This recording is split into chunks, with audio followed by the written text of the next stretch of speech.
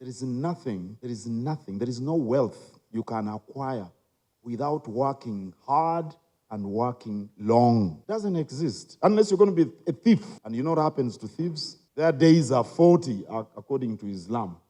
Some of you must be Muslims here. The days of a thief are 40. You get caught up by the law, even in flawed situations. So that's a big challenge. A young lawyer must know they're going to work long, they're going to work hard. Pay is what, you can't harvest what you haven't sown, have it, can you? That's a very big challenge for the lawyers, especially the young lawyers. There's been some Twitter stuff these days about young lawyers complaining about the pay. I'm sure you've read it. They say the senior lawyers take all the money. The senior lawyers have sweated. Bula and Mayiga has been here for 30 years. And you've worked for 5 years, and you want to drive the kind of car I drive, stay in the kind of house in which I sleep. I built my house for 10 years. Yes, relatively big, but I built it for 10 years from 1996 to 2006. I started building it 2 years into legal practice. And I was using 1 bag of cement a day. True story. 1. That's what I could afford. 1. I had 2 workers at my site. One was the actual builder, the other was the man who was mixing the cement and the sand. The only time I would have many workers was when, like at the foundation stage, you need an engineer at that stage to come and do the right stuff. Foundation stage, slab stage. After that, 1 bag. The story brother here of that house, I think he remembers. I bought 50 bags of cement for the foundation and the slab. And the man, my engineer, knew that there were not enough. But if he had told me there were not enough, we would not start. And if we don't start, he doesn't get paid. So he wants work. So he told me, you need 50 bags and we start. We cut them when I was there. And they did only half the house. I almost got a heart attack. Because I didn't have any more money. I thought I was going to do the musingi, what do you call it? The foundation and the slab, and then I relaxed and So I ran to Chikubo. There was a man, he died in a car accident called Fred Murumba. I told him I'm in trouble. Right now as I speak to you, they've mixed stuff, and a slab is done once so that it settles properly as one structure. So he gave me on loan an extra 60 bags, put them on a truck, I think called Diana or something. That's how I did the foundation. Then from that stage, I was doing 1 bag until the levels, for example, you're doing upper floor, things like that. That's when I would buy more than 1 bag of cement. So I would carry 6 bags of cement in the boot of my car and deliver them on site on Saturday. We wouldn't work on Sunday. The Lord's Day must be respected.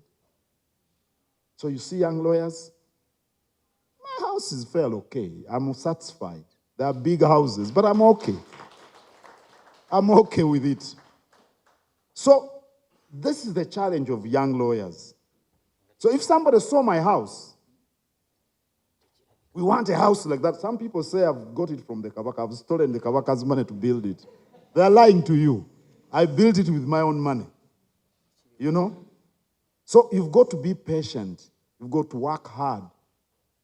And another thing you must know, young lawyers, there is no amount of money that will make you happy. Never, ever. I'll tell you my own story. When I was whether you young people should go through the pain we went through, you may not have to if you learn to work smart. When I say that people must be patient, it doesn't mean that people can't get money fast. That's not what I say. I'm speaking in general terms. If you come up with a brand new idea, you could become rich before you're 50. Like you mentioned, Mr. Hamchigundu. It can happen. I was in SMARC with Charlie Rubega of Angenois. You don't know Angenois. Maybe you know Governor. It is now closed, that entertainment place. He was a year below me at SMARC. And he came up with a brand new idea. Uganda was emerging from turmoil, 1986, 87, 88. And he put up a first-class nightclub. And he made himself good money. I think he became rich before he was 50. He's among the very few, just like Ham Chigundu is among the very few.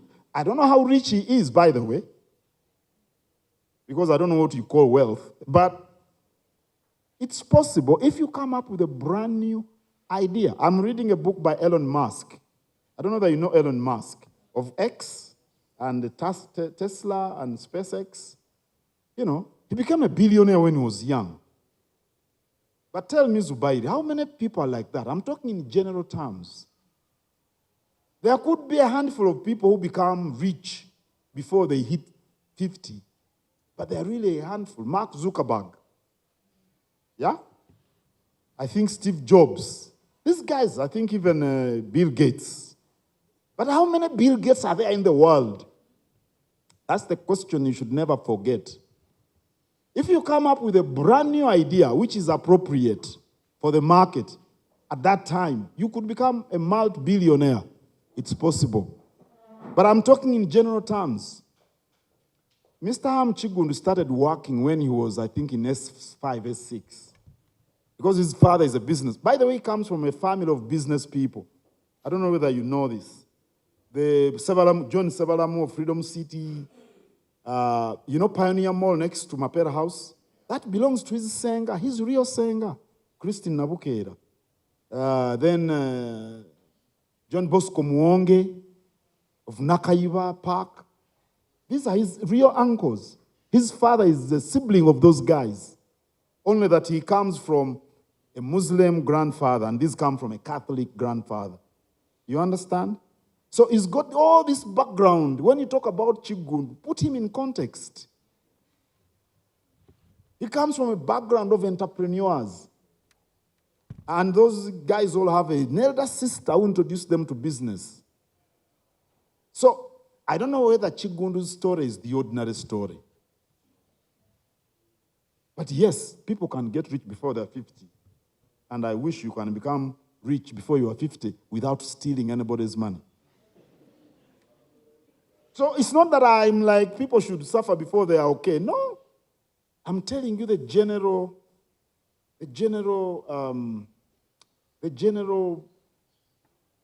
perspective, the general rule. In the past, like you were Muslim, if you wanted to go for hijrah, you would go via Sudan, via Egypt, and then you catch some sort of a ferry to Saudi Arabia. Today, I think it is 5 hours from here to Mecca. You know, I do therefore acknowledge that technology has brought in new changes, which we must embrace. And as a lawyer and use technology, like AI, they're talking about AI and all these things, you should learn all these things. You could become rich. So, that's what I was saying. Clients lie and you know, when a client comes and tells you, go and file anyway, doesn't mean that a lawyer is lying in that situation. I told you we are not the guardian angels.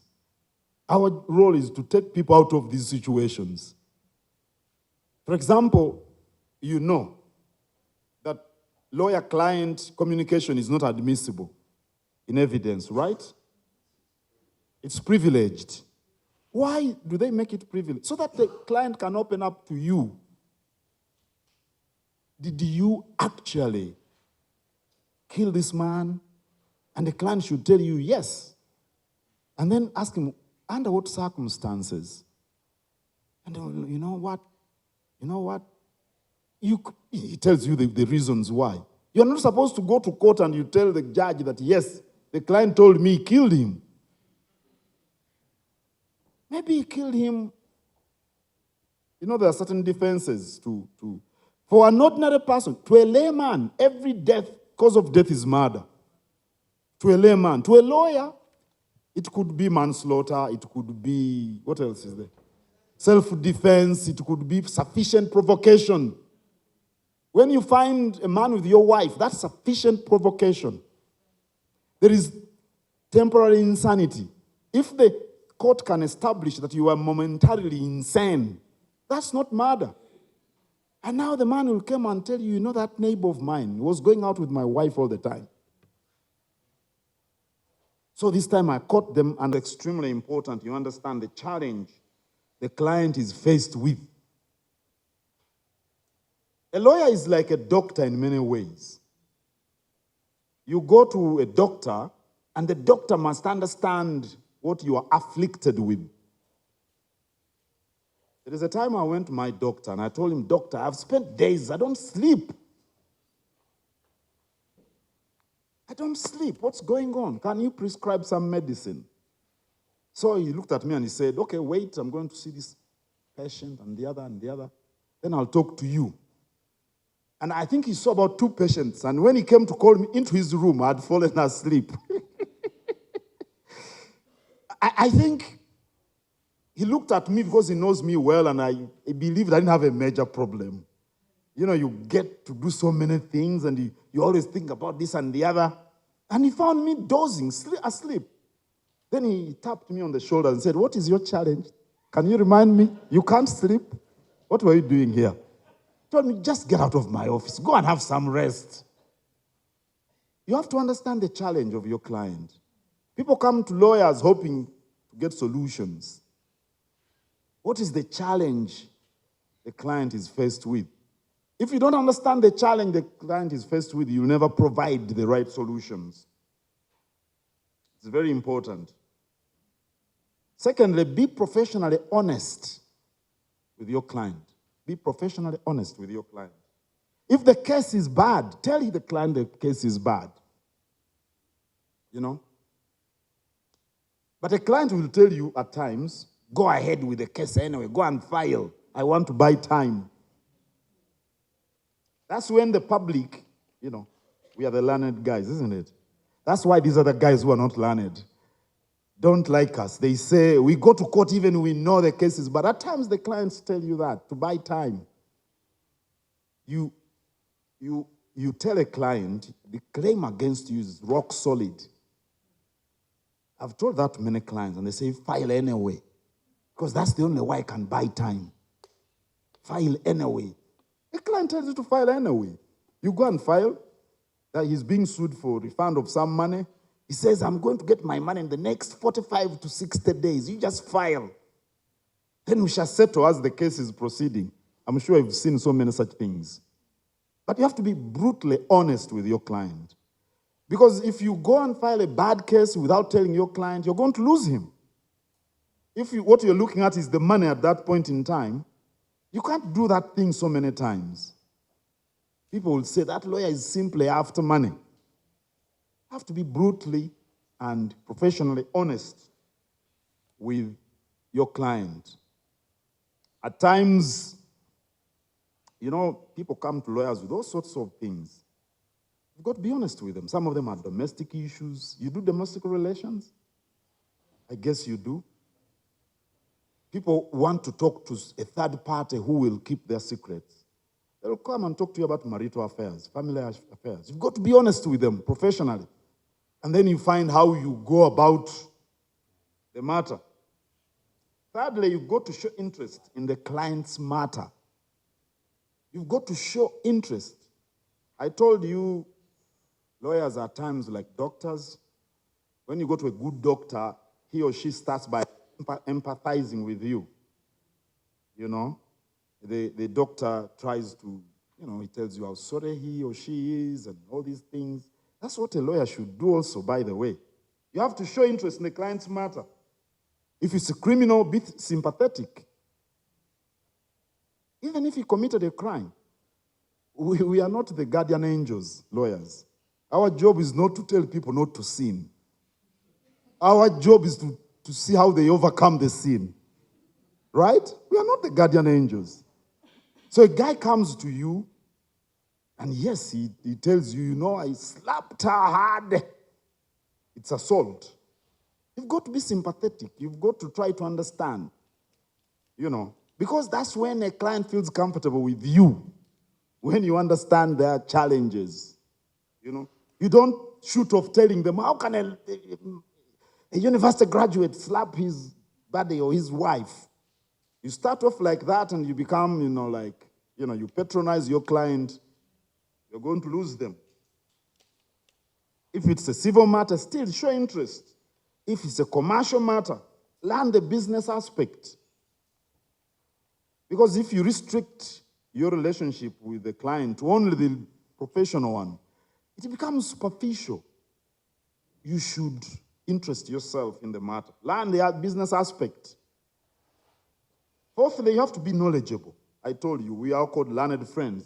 The reasons lawyers are called learned people is because we can, delve into every subject and be able to go to court or wherever, tribunals, and we dissect this matter. You had the other day of a doctor before a court, the doctor who does fertility things, for ladies who have found it hard to conceive. He's got a lawyer who is defending him. You've got to understand that aspect of science.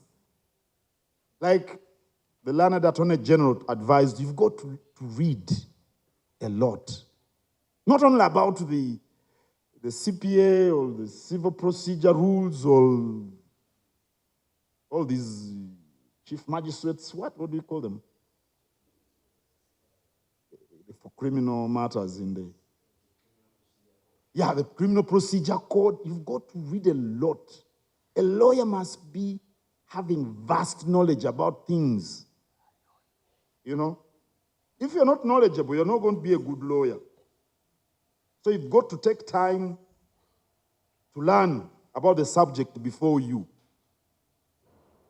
And you relate that to the law that is applicable. I'm sure they teach you those things. Stating the case, finding the issues, and then the law applicable and the conclusion. Do you study law like that anymore? So, if you don't understand the subject before, you're going to be very superficial. And clients don't want superficial lawyers who just come to talk about sections of the law. Talk about the subject that the client is faced with. Finally, be a friend of the client. It's very good to be a friend of the client. It will make work easy. It will make the work smooth. The client will open up to you. A client, when he goes before a lawyer, should be like in a confessional or Catholics. You're supposed to tell your lawyer everything, but they always tell us lies. You will discover this. They're supposed to tell us the truth so that we find out how to defend them or we find out how to advance whatever cause. It doesn't have to be criminal. Whatever matter it is, they should come clean. But many times they don't. They don't.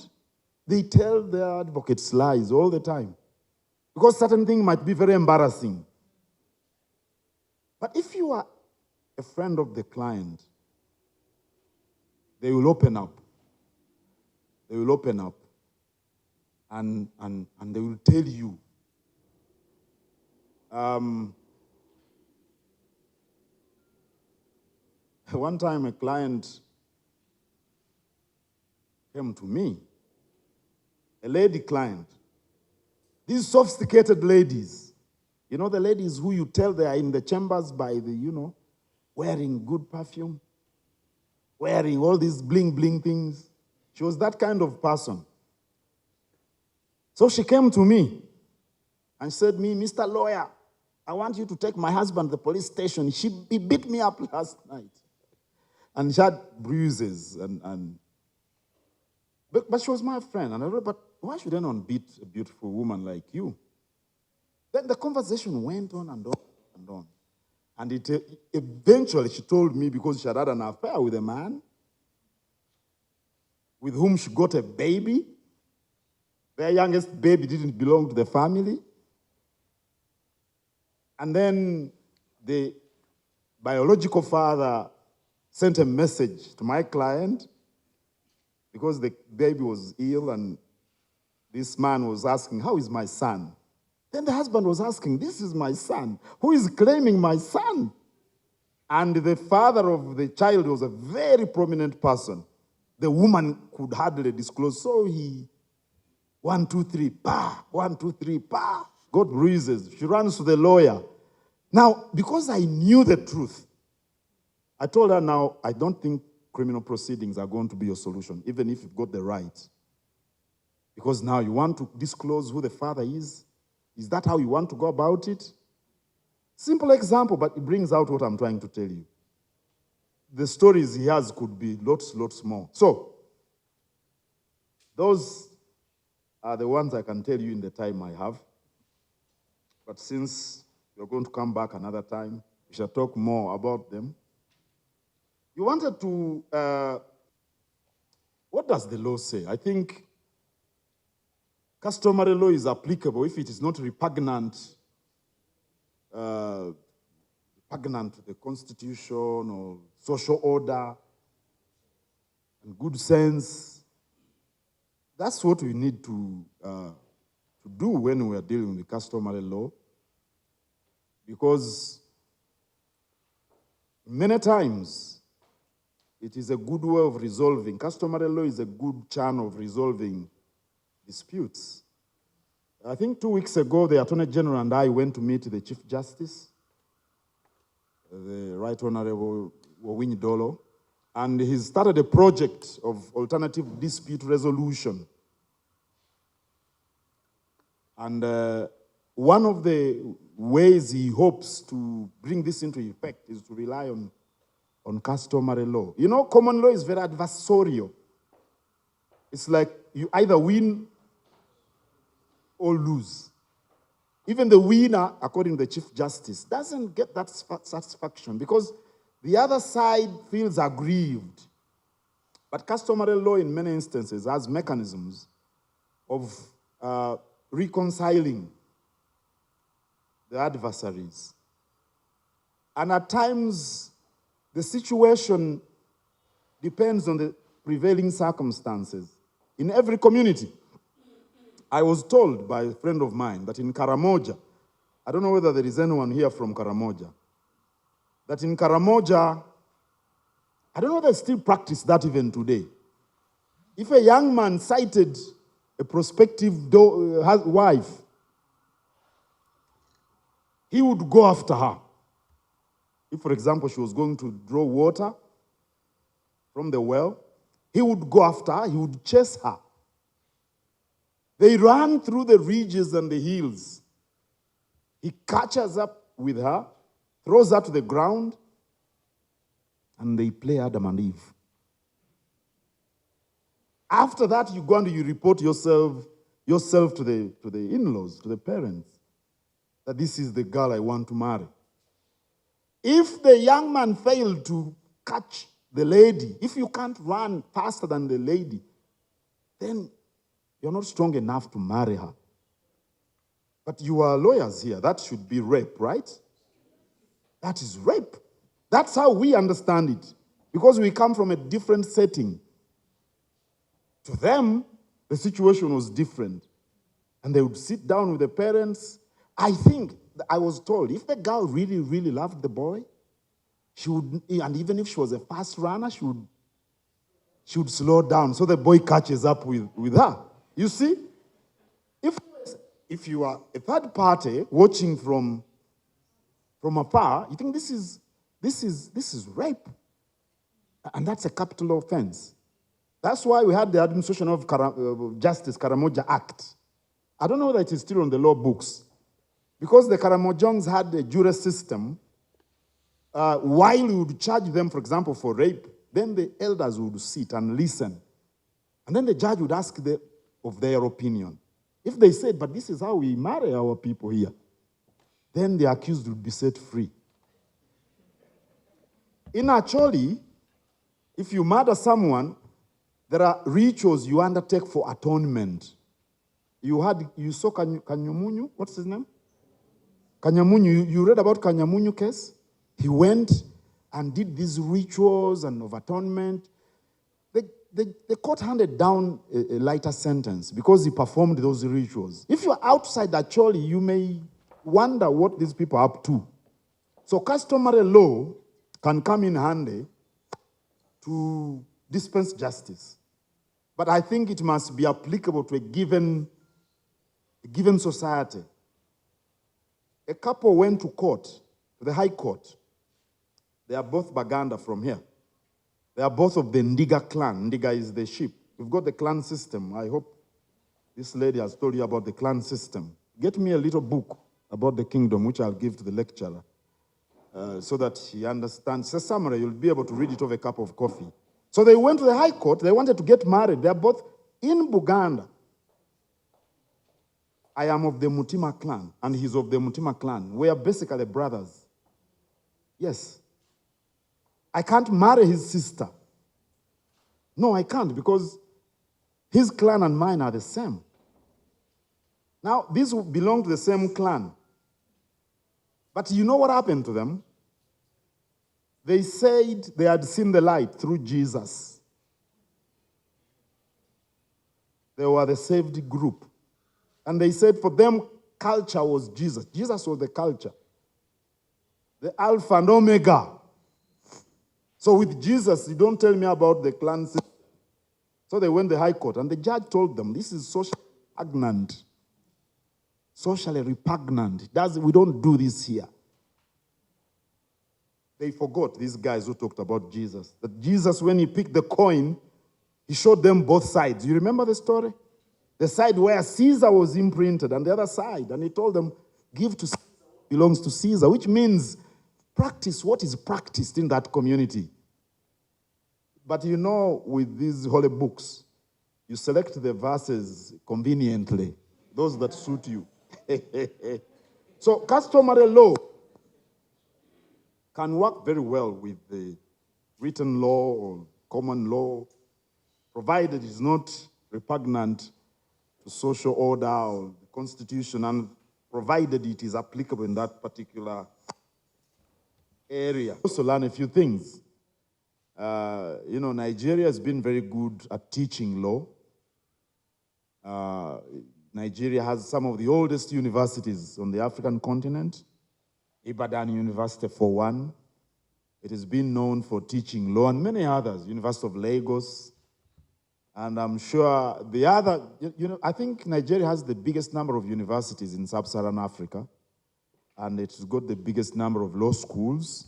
And I'm sure those new schools, law schools in Nigeria, rub off from the law schools of the big old universities, which have extensive pedigree. So we welcome you to the headquarters of the Kingdom of Buganda, and I hope this won't be the last time we interact with you. Well, we started Bula and Mayiga Advocates in 1994. We made 30 years this year.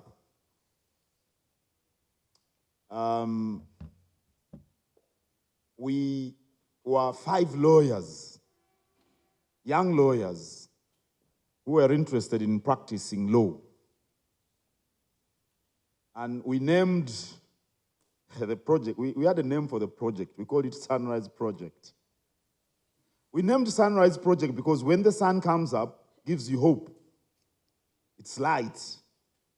So we wanted to convince ourselves that what we were starting was good for us. So we named the Sunrise Project. I was actually the secretary of that Sunrise Project. But by then I was working for the king as principal administrative secretary of the Kabaka'S Supreme Council. The Kabaka'S Supreme Council is the precursor council to what is known as the Buganda Great Ruchiko. That is the Kingdom Council. It is as old as the kingdom itself. So out of the 5, 3 dropped off. Starting anything new is very, very frightening. And all of us were employed somewhere else. I was working for the council, and I was being given a stipend.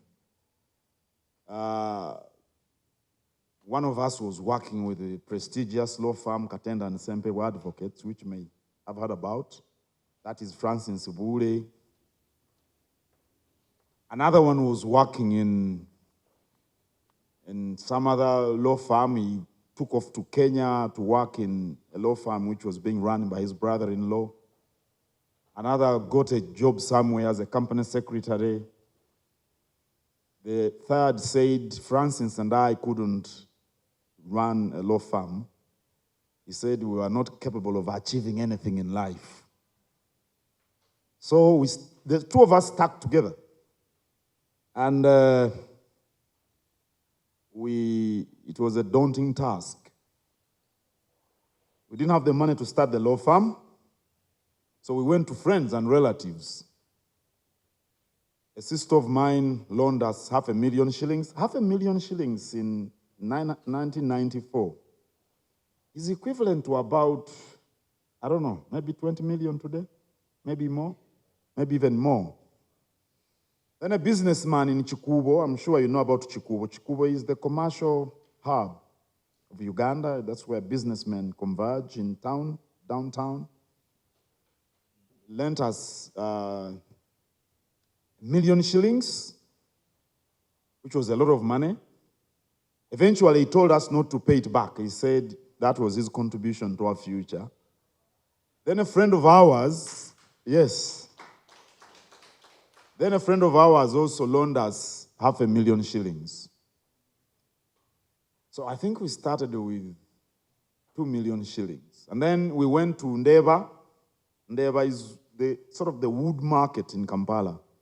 And we got someone to make us furniture, locally made furniture. 3 desks, one for me, one for my partner, one for the secretary. And he made us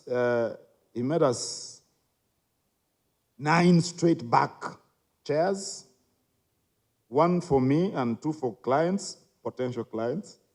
The same for my partner, those are 6, and the same for the secretary, because, you know, it's the outer office when people are talking to her. And he also made us a bench, a wooden bench with a cushion. We keep that wooden bench as a souvenir today. And then we hired one lady. She was doing everything, the secretary, the clerk, the cashier, the coffee girl, and everything. And then my brother got us 2 telephone lines. It was difficult to get, there were no mobile phones then. You had to have a landline, but it was very difficult to get a landline. So my brother was working with Uganda Posts and Telecommunications. So he got us 2 telephone lines. One was for the fax, another was for a general line. Then my neighbor, where I was staying, gave us a typewriter. I don't know whether these young people know what a typewriter is. Paka, paka, paka. It's, you know, computers. There was a typewriter then. Manual, it would make a lot of noise as you type. Paka, paka, paka, paka, and make a small hole in the paper you're using. When you typed the letter O, it could punch a little hole in the paper. And we keep that as a souvenir also in the law firm. And my wife surrendered our home kettle so that we could make a cup of coffee. We were not so sure we would get money to buy lunch. So she surrendered the kettle we had we had just gotten married. And we had 2 babies. She would use that kettle to boil water, to bathe them and all these things. But I think she had the vision, as they say these days. So on the 1st of March, we started. Oh, out of the 2 million, we put aside 600,000 to cater for the salary for 6 months for the 1 employee we had. I think we were paying her 100,000. And then we said, if we don't have any money, at least we should be able to pay our employee for 6 months. We hoped in 6 months we would get money to keep the firm running. So on the 1st of March 1994, I boarded a taxi from Entebbe Road. I was staying in a place called Stella, if you know that, in Najana Nkumbi. Took me to the tax park. I walked up. Our law firm was at City House, William Street. And I bought newspapers, Monitor and New Vision, I think. And I went and sat at my desk. Francis was also there. We said, hello, hello, here we are. And before I was halfway through I think the Monitor newspaper, somebody, a random person came in and he said he wanted an affidavit. Then I quickly drafted, he told me what he wanted. Then after that, as I was going back the papers, as the secretary was now typing the affidavit, somebody came in and said, I'm buying land. I want a simple land agreement, sales agreement. That was on the first day. Actually, we didn't miss lunch. Even the first day, we got some money to buy ourselves lunch. That story tells you only one thing, young lawyers. You just have to be determined. You've got to have the courage to start. Now you are in the university. It is very challenging, I know. You must have the courage to stay the course. I only tell you that story to tell you that you must always have the courage to stay the course, whatever the situation may be. Now that you are in the university, I know how challenging it is to your parents to find the tuition, to read all the books. You must have the courage to stay the course. And when you start and you're working probably in a law firm, probably in Mayiga or wherever, you must have the courage to stay the course. You must always have the bigger picture, the sunrise. You remember the project? We named it Sunrise. You must always have a big picture. Where do you want to go? When you go to bed, before, sleep takes over, you must conjure up what you want to be. What kind of lawyer do you want to be? You want to be like Attorney General Christopher Bwanika? Who do you want to be? How big do you want to be? How successful do you want to be? That's the reason I tell people this story. To encourage, especially the young ones, to show you that nothing comes on a silver platter. You've got to struggle, you've got to strive, you've got to be determined, you've got to be strong, you must not waver. Because if we were scared, we wouldn't have started the law firm. And here I'm summarizing it, because we don't have all day. But the challenges were much more bigger than what I've told you. So that's how we started the law firm. And then Christine here talked about the challenges. Well, I think the challenges are universal. First of all, we operate in a small economy.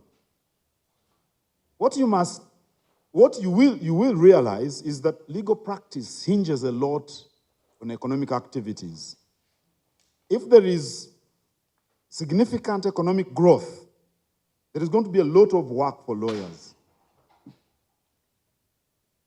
Because economic activity generates the work for lawyers. For example, if this is a good climate for investors, if Uganda is a good climate for investors, people are going to come in from Nigeria, from wherever, from China, and they're going to look for land. And, a reasonable investor is going to need a legal document to accompany his or her acquisition of land. That's work for lawyers. He's going to incorporate a company under which he's going to do business. That's work for lawyers. All sorts of things. He's going to employ people to work for him. All that is work for lawyers. So if the economy is growing, there is a lot of work for lawyers. And if you are interested in the criminal aspect of the law, other thieves will be coming to steal the factory items. And they're going to need defense attorneys. That's work for lawyers. Either way, economic growth, a big economy is a plus, is an advantage for lawyers. So the biggest challenge for lawyers is the size of the economy. Ours is a very small economy. That's why you're going to find big, that's a big challenge for lawyers. Secondly, the rule of law. Where the rule of law prevails, there is a lot of work for lawyers. Somebody is being held in a police station, and you tell them you don't have the right to keep him here beyond the 48-hour rule. And if the rule of law prevails, they'll have to release him, even if on police bond. You go to court and you apply for bail, and it is granted because the Constitution says so. And in so many other things, because of the rule of law, it is when the rule of law prevails that legal practice thrives. If there is infringement of people's basic human rights, then it is also tough for the lawyers. Because the work you'd be doing is being, constricted by the small space for the rule of law. So that's a very big challenge. Another challenge is the new crop of young lawyers. Young lawyers spend half their time on social media. I'm sure you do. Here you are not, but I'm sure you do. Spend so much time on social media. You go and you surf. You know, you've got the smartphone in your hands, and you watch probably series on TV, American series. There's so many about legal practice. And you think that's how it works out in real life. That's drama. That's drama. That's not real life. Even lawyers in the US don't work like that. Much of what you see on TV and because today the TV is in your hands. It's not reality. Although they are going to draw snippets from actual legal practice, but then they dramatize it. Besides what you watch and you think that's how lawyers live, is what you see generally on social media. How life is easy on social media. You know? You see the big cars. You see the big houses. You hear about the big lawyers, and you imagine yourselves are like that. Side business. I was hustling. I think that's the word you use. I had hustles. They were serious hustles. And during LDC, I would do them, and then after. And actually, I was the first person to buy a car of my class. I got it from those businesses I was carrying out. I so much loved a car. All young men love cars. All these guys you see, they love cars. Let me tell you what I thought. I believed that if I bought a car, I would be the happiest young lawyer in town. And I got some money, and I bought a car from Haj Badru Mwanga. You could even know him, of Luca Plastics. He's my friend. He sold me his car. It had been imported new. I drove it, and I was happy. I would groove. We would go to Ginger and have fun. I was not married. I was young, free as a bird in the air. You understand? And you've got some money to spend.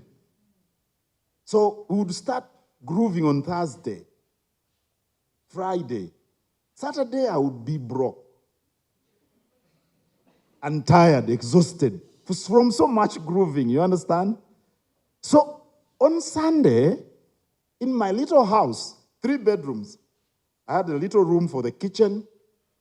I had a maid who was staying in that kitchen. Then I had a sitting room and my bedroom. I would lie down and look at the ceiling. I didn't have a TV. I didn't have a fridge. But I had a car parked outside. The only things I had was a car, a bed, a radio, and a fan because the room was tiny and was very hot.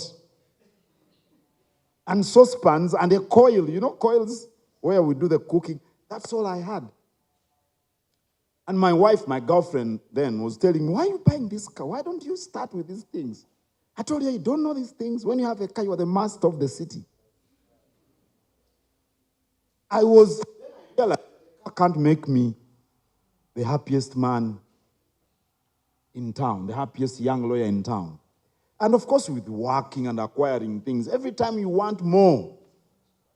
Every time you want more. One time I was talking to, let me not mention him, just in case you people are recording this, he may not be happy. One of the richest people in Uganda, and I told him, I said, now, rich people like you. And before I finished the sentence, he said, you think I'm rich? What are you talking about? But he's very rich. I mean, the man has properties all over town. How rich do we describe people? You see? So what is key in life as a legal practitioner is happiness. It's happiness. You went to court, you won a case, be happy about that. It's a big achievement. It's a big achievement. You've got a job after law school, that's a big achievement. Be happy about that. It's a challenge for people who are never happy, who are always looking for bigger and bigger things. You're just going to steal, and you know what the law council will do to you. Yes, and the public eventually. Because people get to know. That lawyer, be careful when you go to him. When he shakes your hand, look at your fingers. Are they still 5? He could have stolen about 2 of them. It's terrible for a lawyer, because your reputation is your capital. The forefront of enabling people, assisting them, understand, appreciate their rights. Yeah, we've got the challenges, but yeah, the heavens are not about to collapse on us. You have to keep hope alive. And when you have young lawyers who understand the importance of the rule of law, then all is not lost. So I think what we study is still relevant. We can change it. For example, today, technology. I even wrote to the Minister of Education, and I think that ICT should be a compulsory subject up to all levels, because that's how the world is moving.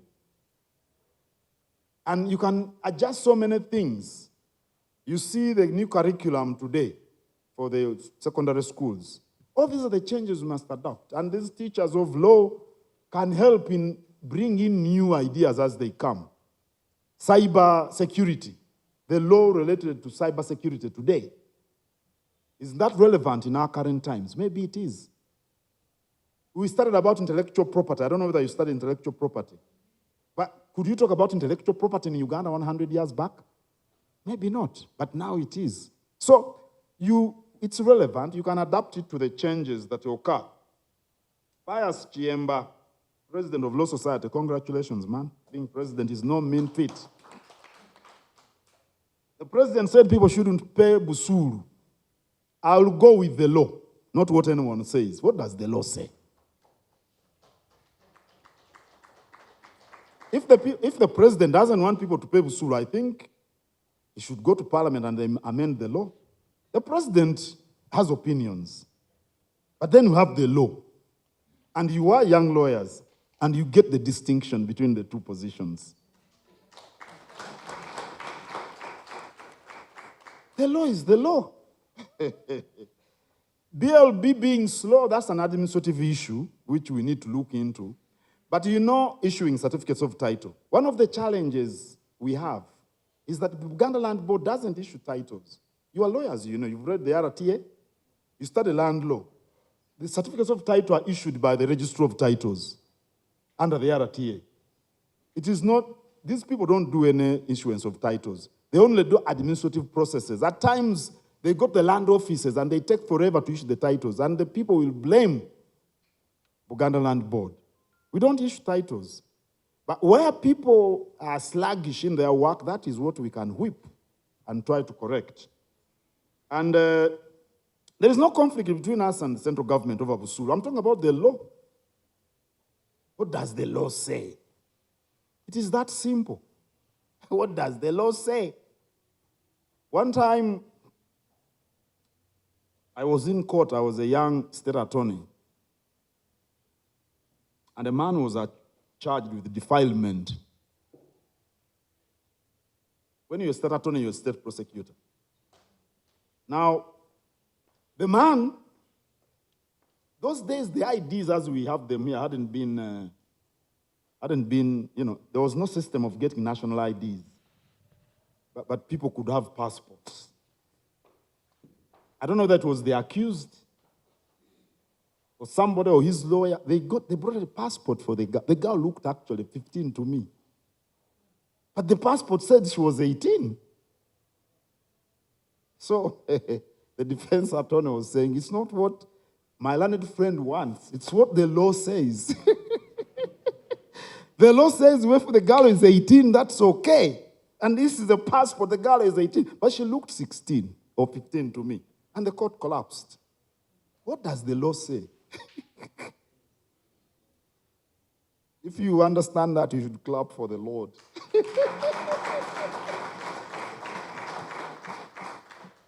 And can young lawyers intern at Bull and Mayiga advocates? I don't know how many they... Lord, we lay our future in thy hands. United free for liberty together will always.